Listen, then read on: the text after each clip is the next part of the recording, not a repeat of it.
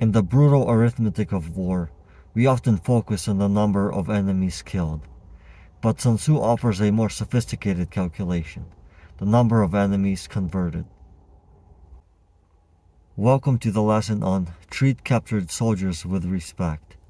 This is the culmination of the scroll of preparation. It teaches us that a prisoner of war is not a burden or a trophy. They are a seed.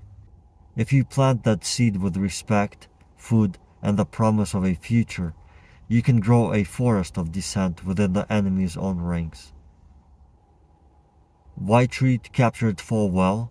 Because most soldiers are not monsters. They are conscripts. They are men and women forced into the fire by a state that may not value their lives. If an enemy soldier knows that surrender leads to a warm meal and a bright future rather than a shallow grave, their determination to fight to the death evaporates. Sun Tzu's war tip is clear: gain a reputation for fairness. When word gets back to the enemy's trench that prisoners are treated with honor, you are essentially buying the loyalty of the next wave before they even reach the battlefield. You are weakening the enemy's bonds from the inside out. In the spring of 2026, the Russia-Ukraine war has turned this ancient philosophy into a digital age psychological operation. Take the surrender hotline.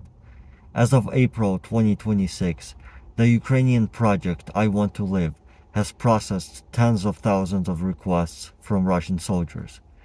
This isn't just a phone line, it's a promise of the Geneva Standard.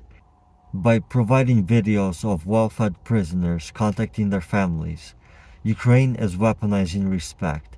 They are showing the Russian conscript who may be facing poor leadership at home that the other side offers a dignity their own commanders do not.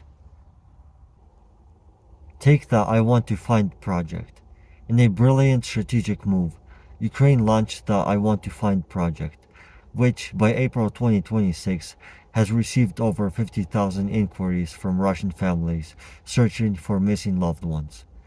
By helping these families, Ukraine is bypassing the Kremlin's information blackout.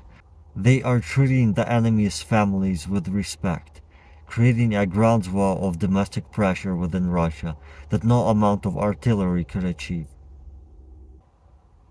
Take augmenting strength. Just as we saw with captured vehicles, captured loyalty augments your own strength. In 2026, we see units like the Freedom of Russia Legion, composed of former POWs who chose to switch sides. They are treated with respect and given positions that match their natural strengths. They represent the ultimate Sun Tzu victory, an enemy transformed into an ally. Here is your war tip. A reputation for mercy is a force multiplier. If you are known for cruelty, the enemy will fight with the ferocity of a cornered animal. But if you are known for fairness, they will look at the first opportunity to lay down their arms. Offer them a position in line with their previous station. Reward their future achievements, and you will find that you are enlarging your forces at a fraction of the cost of a lengthy campaign. To kill an enemy is to remove one threat. To respect an enemy is to gain 1,000 opportunities. We have just closed the book on this lesson. Treat captured soldiers with respect. In the ultimate tempo calculation, this is where the strategist moves from being the destroyer of armies to a builder of a new reality. The core of this lesson is the realization that a soldier's loyalty is often a fragile bond held together by fear. When you provide respect, food, and a future, you aren't just being merciful. You are severing the enemy's psychological lifeline. You are proving that the enemy is a better provider than their own state. In the brutal landscape of April 2026, the Russia-Ukraine war has proven that mercy is a high-yield weapon in the information age. Take the hotline to hope. Look at the I Want to Live initiative. By April 2026, this program has become a logistical marvel. coordinating surrenders via drone and encrypted apps. By ensuring that the Russian conscripts see their captured comrades calling home healthy and safe, Ukraine is attacking the moral law of the Russian front line. They have created a reputation for fairness that acts as a silent recruiter, weakening the enemy's fighting determination before a shot is even fired. Take the power of the families. The I Want to Find project has taken this a step further. By treating the families of the enemies with transparency and respect, Ukraine has bypassed the Kremlin's digital firewall. In 2026, when a mother in Russia finds her son through a Ukrainian database rather than her own government, the bonds of the state begin to fray. This is Sun Tzu's weakening of the enemy's bonds on a national scale. Take the Legion of the Converted.